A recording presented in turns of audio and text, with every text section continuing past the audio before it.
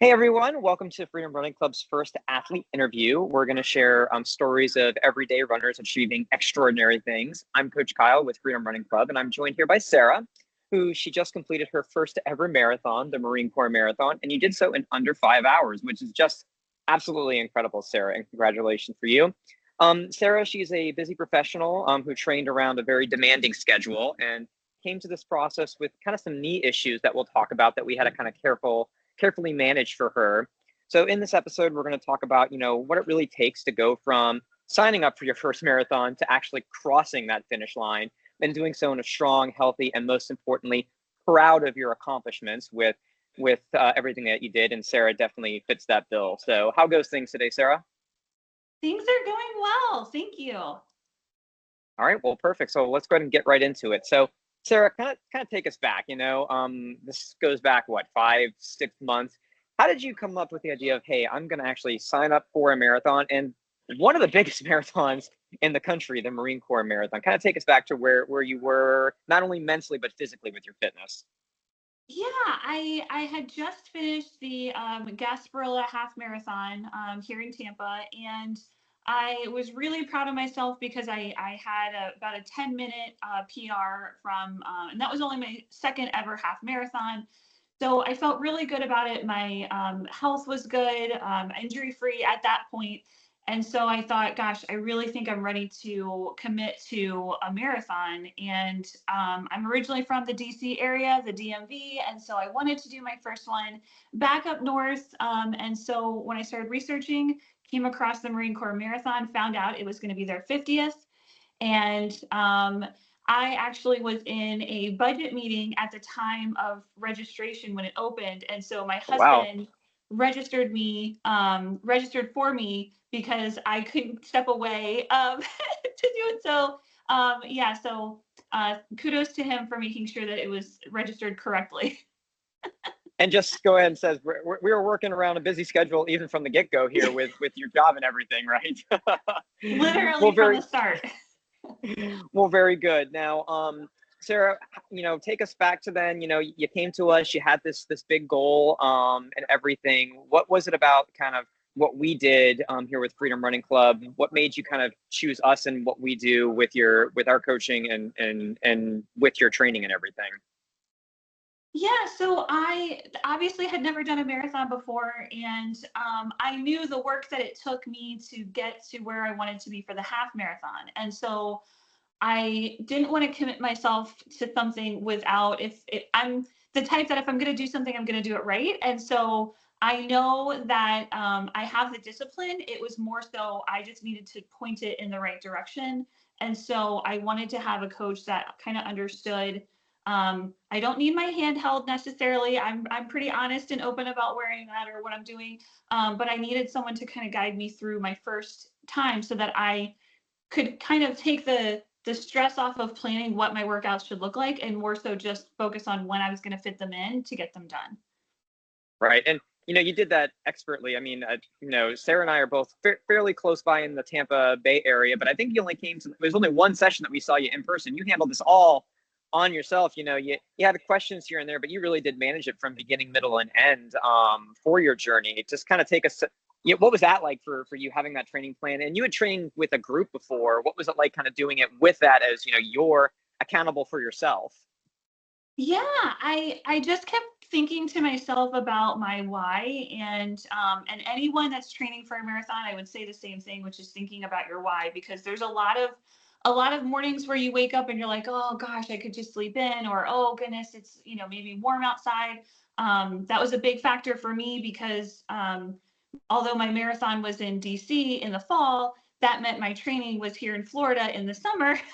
And so it was very different going from a group mentality to doing a lot of runs on my own. And I actually really enjoyed it because it's not like just the physical piece, but for me, running is really my own time to be with myself, and I don't get a lot of that. So um, I felt very comfortable doing solo runs because I knew that it was my time to kind of just take a step back from everything going on in the world and in life. And that was one of the things I loved about having a coach, is that, the workouts are done. I could send it to my watch and then I just go. I don't have to think about, gosh, what am I doing? Or should I set this line up or this, to do this at this time? And so it was different, but I enjoyed it. And I made sure that periodically throughout the training, I did meet up with, like, if there was run clubs or things going on, I still made time for those group workouts as well, just so that I had that social aspect, because everyone likes to run with friends, right? Exactly. So you done 5Ks, 10Ks, some halves. What surprised you? What was most surprising about marathon training versus everything else you'd done? Um, I think that it's a much longer training time frame. And what really surprised me most was just the fact that it's not just a bunch of, long runs. And a lot of people, a lot of things you see online, especially Instagram, like if you start going down the algorithm rabbit hole of running, it's like you've got to do 20 miles and you've got to do this. And we our plan that you had kind of created was a lot of getting to know that course. And so the Marine Corps Marathon in DC has a lot of unexpected inclines. So we did hill workouts, we did speed intervals, we did different things. And so um, that was more surprising to me, because I guess in my mind I had built up, it's just going to be a bunch of long recovery runs and a bunch of long runs, and there was more variety than that, which was appreciated. It was a good surprise. Awesome. Well, and I think one of the big things, and we talked about this as we got to kind of your longest runs, I think you maybe even asked the question, like, when's the 20-mile run? And I'm like, you mean when's the 3 hour run, right? Because that was the big thing. And I know we went a little over that 3 hour mark to get to a mile barrier, but when we first started talking about that, how did that kind of change your perspective on what it was? Because originally we were like, you came in with this idea, and that's the idea out there, that 20 miles is like this milestone you have to get to. You didn't get to 20 miles and you were still successful in your training. How did you kind of deal with that sort of maybe change of what you expected it to be, and do you think it properly prepared you? Well, based on the results, it definitely prepared me. My goal, my tiered goals were to cross the finish line unassisted. And then my second goal was to get under 5 hours. And I accomplished both of those. And so I think that trusting, if someone has a coach, you have to trust the coach and you have to trust yourself in knowing what truly is working and what's not working. And I think a big part of my success was just being very open and honest about, like, hey, okay, that kind of, I'm worried about this, or gosh, that workout felt really good, and I think that kind of really helped leading up to it, because there is a lot of, I don't want to say noise, but there's so much information out there. It can be overwhelming to runners, and especially a first timer. You just want to soak in everything and anything. So anyone that says that they've done more than one, you're just like, I should read this, I should do that. And so not having that 20-mile run under my belt definitely had some doubts in my mind. But in talking to you, and the fact that I did over 3 hours, and I was like, gosh, that's right, I have been over 3 hours on my feet already, and I know what that feels like now. Really helped me prepare mentally, I think, going into the race. Awesome. Well, one thing too that was kind of a little bit of a hiccup in the middle of this. I mean, we had some kind of knee trouble at the very beginning that we had to work around as well. Kind of take me through that, how we kind of navigated things for you to where we were safely increasing the miles, number of runs. Kind of take me through that, both the mental and physical process of, making sure we weren't doing too much and keeping you healthy, in particular with your knees. Yeah, I had never experienced any knee issues up until I committed to the marathon. And then right before we started training, my knee was giving me some issues. And so I'm not in my 20s anymore, so I take injury seriously. So I went and saw an orthopedic doctor, and she actually she's a runner, and she has run the Marine Corps Marathon. And so we did x-rays, and I started physical therapy. I ended up going for an MRI later on because I wasn't seeing the progress I thought I should. And so this was really early on in the training journey with the marathon. And so I it was my first time training for a marathon and first time navigating injury. And you hear the stories about folks saying, yeah, I've got to go have surgery, I've got to go do this. And it can get overwhelming. But I think the big thing was taking it seriously, like listening to my body and knowing that something was wrong. And so full disclosure, I have a micro tear in my MCL in my left knee. And in my right knee, I have early onset of arthritis and I have scar tissue that has started. And that's because I would compensate. So I would use my right knee harder, so to speak, during my runs to alleviate the worry, I guess, in my mind of my left knee being in pain. And so through PT, through being honest with you, through honestly, really, really taking recovery seriously. I do run with a brace on my left knee. I run with a patella strap for my tendonitis on my right knee. And that has really, really helped. I ran with those items during my race. And I think if I'm being really honest, I would say that the biggest part of the training that was the hardest was me getting mentally over the fear of what the pain could feel like. And so you were great at, and I would say this to anyone that's battling injury but still wanting to pursue a goal with running, is to be honest with your coach. If you're having a bad day or you wake up and you're I don't know, like for me, I had days where I woke up and my knee was inflamed from a workout or a physical therapy session the day before. If you're not honest and you're just saying everything's good, it could lead you to a more serious injury that takes you completely out of the race. So being honest and working with your coach so that they know truly what's happening is the best advice I can give, because you were very responsive with, okay, let's do this instead today, or let's shorten this and do this instead tomorrow, or we'll add time on for your long run to compensate. And we luckily towards the end, as I was getting stronger, we didn't have to do a lot of that. But for the few times we did, you were very accommodating about like, we want to get you to the end goal, which is the race.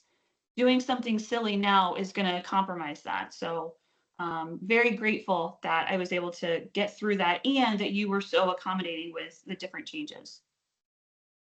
I said this a couple times throughout the training. It's like, we don't need heroes, in the middle of the training block, right? We need people to be healthy as they're going through it. And you were great at communicating, which is a big thing, that you were so open and honest. And that is a big key for it. And I think you probably just touched on it, but for you, was that the biggest self-doubt? Like, the knee holding up, the mileage, and how did you kind of push through, that idea that, this is the goal, we're going to do this, when you had those doubts? Yeah, I think a big part for me was just remembering why I was doing this. I think that and not to get on my little soapbox for a minute, but women in general, we get a lot of self-doubt with things. We're so used to being like, at least for me, I'm so used to being behind the scenes and supporting others with whatever their goals are or their dreams, whether it's fitness or professional or family or whatever. And so it was very hard for me to remind myself that I am capable and I can do it. And one of the phrases actually that you used that I kind of thought about was, as we got closer and closer and I could hear, I have friends that were also doing the race that said, oh, I just did 20 miles or I just did 22. And, this is what my, 2-a-day workouts look like. And I was like, oh my gosh, I haven't done any of that. And I think for me, just the phrase of like, once we got towards the end, it was like, listen, the bread's already in the oven. Now there's nothing else you can do at this point to change the baking of it. It's already in the oven. Now it's just time to do it. It's the victory lap. So a lot of that was just me reminding myself that I am capable. I have done the work, which is hard to say out loud because I'm so used to, like I said, being there for everyone else. And so it was nice to be able to go into the weekend of the race feeling confident, despite the fact that no, I hadn't done 20 miles. No, I wasn't doing these outlandish workouts, leading up to it. And I can't, bench press 1,000,000 pounds, but everything that I felt like I needed to do, I felt like I accomplished it, even with my injuries leading into race weekend. So I was very proud of that. Was there a point in your training when you were like, I'm going to be able to do this? Was there a run or a point in time where you were just like, yes, 26.2, this is going to happen? Or did it take until race weekend? Race weekend, if I'm being so honest. as soon as it's weird because during the race, and you think about it, you're like, oh my gosh, 26.2 miles, but I really didn't feel, I wasn't really paying attention, I guess, to the mileage. Probably I should have, but I was so focused on, I knew the first 5K, there was inclines. I knew that towards mile 8, there'd be an incline. Like I was thinking in like chunks, and something that you and I had talked about was like, planning out, okay, certain sections versus thinking, okay, so I think when I hit mile 18 is when I actually realized I could do it. Everything during the training, I still had like that little self-doubt or that little like, oh my gosh, what if something happens on race day? But yeah, mile 18 is when, as soon as like the race has these huge mile markers along the way. And when I saw mile 18 and I didn't even realize I had run 18 at that point, that's when I was like, oh, okay, I can do this. I got this. Well, very good. Well, then when you did cross the finish line and you realized that, you'd gone under 5 hours, that was a really big goal. The original goal was obviously just to finish, but to break 5 hours in your first one ever, at not an easy marathon either. What was that moment like for you? Well, initially the moment was of annoyance because I forgot that the final 0.2 of the Marine Corps, it leads up to the memorial and it's an incline. So you turn a corner and the final 0.2 is a hill to get up to the finish archway. And so my initial thought was like, oh gosh, I could see the finish line, but it wasn't the relief I thought it would be because I saw this hill and I was like, oh gosh. But as soon as I crossed the finish line, I just broke down. I was like so emotional. Anyone who says that they're not emotional after their first marathon, I don't believe them, because you think about all of the early mornings, the plans you had to say no to, the weekends that you're mapping out when you're going to do your stuff between your daily life and training, and you cross the finish line and you go, oh my gosh, it was all worth it. It was all worth it. And then I reminded myself, and I did it. So it was a crazy moment. It was so just almost out of body because I'm looking at all these other people around me also surprised that they finished, and we're all just like looking at each other. And then the really cool thing about the Marine Corps Marathon is that you get kind of funneled through to where the medals are, and Marines get to place the medal around your neck. And so I got to say thank you. I was actually running with a charity organization. So, and I had cash donations in my bag that I had kept during the whole race because I didn't know, when I would see them to be able to give them the extra donation. So I was thinking about that. I was like, oh my gosh, I have this cash. And then I felt bad because the cash was kind of sweaty from being in my bag the whole race.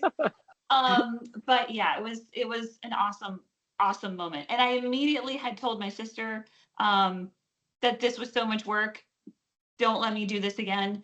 And then, the funny thing is I entered the lottery for the Chicago Marathon for next year. So I think that feeling quickly dissipates. I think that's the one thing that people, when you run your first marathon, there's going to be that point where you're like, never again. And that point where you're like, when's the next one I sign up for? And hopefully it's in that order, because it usually is, but that's usually happening on race day, right? Yeah, so true. But so for you, looking back, what would you say is that you're most proud of, not just from the training, the race experience? You just talked about a lot of it, but I mean, what would you say you're most proud of, maybe from both of those things, the training and your performance at the race? I'm most proud of the fact that I didn't give up, because there were so many, like we had to take, I think early on in my training, we had to take, I think it was 2 weeks off per my doctor because of my knee situation. And then I had some other really challenging travel that happened, and some things during the summer where the heat here in Florida was just rough. And so No it didn't joke, matter yeah. what time, yeah, it didn't matter what time of day or night you go outside. Like, gosh, my belt with the flashlight definitely earned its keep this summer because I was going out at all hours. But I think I'm most proud of the fact, yeah, that you haven't really run unless you know the joy of being in Florida and you're sweating before your foot even hits the ground coming out of your car, right? Yes. Oh my gosh. like you're doing the warm up and you're like, how in the world I'm already dripping. So I definitely think I'm most proud of that. And I'm really proud of one of the races that I had signed up for during our training. It was a 15K race, and I was doing it with a friend. And you had assigned for my workout that day to do the race, and then an additional, I think it was 5 miles after that or something. And I had never done that before, where you finish a race and then you continue on running. And I was really proud of that because, like, I got the medal and I was like, okay, we're done. And then I had to remember that I still had to keep running. And the fact that, like, it was so hot and so humid and I finished that one, I was very, very proud of that moment, because that was like, okay, I know it's not going to be this hot in DC. I know that it's not going to be this miserable, and that there's going to be food stations along the way at least. So I felt really good and really proud that I finished that one. Awesome. So what's next for you in your training as you go forward and everything? And then just kind of an attachment to that, how is training with Freedom Running Club? How has it kind of helped shape you, with what your goals are, what you're doing, what your expectations are from yourself? Yeah, I think Freedom Running Club has been great because, like I said, you're really good at meeting people where they are. I'm not in my 20s. I'm not someone that can just bounce back quickly, but I'm also someone that takes health very seriously. And so I appreciated the fact that you were able to work with me during my crazy schedule with work sometimes, which can be all over the place. And I appreciated the fact that, you were very honest about, like, hey, this is what we could do. This is what, I recommend doing. But doing it in a supportive way. I felt like you were truly part of the team to get me to succeed.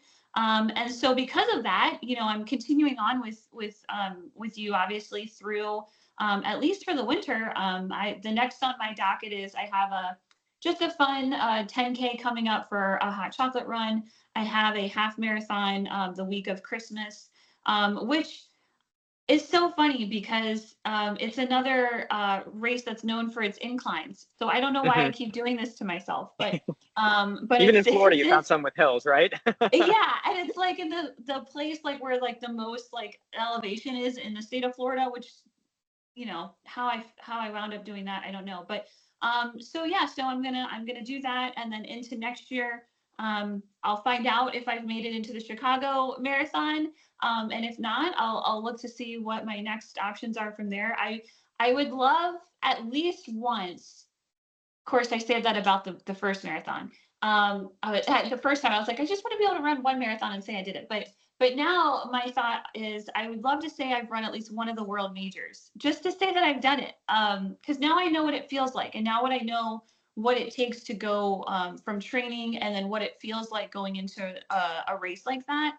And now I know that I'm capable of doing it. So now I want to keep doing it. Well, Sarah, what I really found so inspirational about what you did is, again, the fact that you, like you said, not a professional runner, didn't, come out of college running like super fast times and kept training. This was something that you kind of maybe refell in love with not that long ago, and you kind of fit into your busy schedule. So really did appreciate, that, and you sharing your story here. So if you're inspired by Sarah's journey and you want to see how personalized coaching can help you, whether it's your first 5K, first marathon, set a new PR, we are looking for new clients. If you are in the market for a coach here at Freedom Running Club, the links will be in the normal places down below. Sarah, thank you for joining us here today. And anything else you want to add? I think everyone should try for at least one marathon in their life. It'll teach you a lot about yourself. Oh, fantastic. Well, thank you, Sarah. I think you really are the epitome of what we like to say here, how we're empowering runners to safely reach their goals, with personalized methods. So we do appreciate you taking the time today. Thank you. All right. Take care, Sarah. Bye-bye. Bye.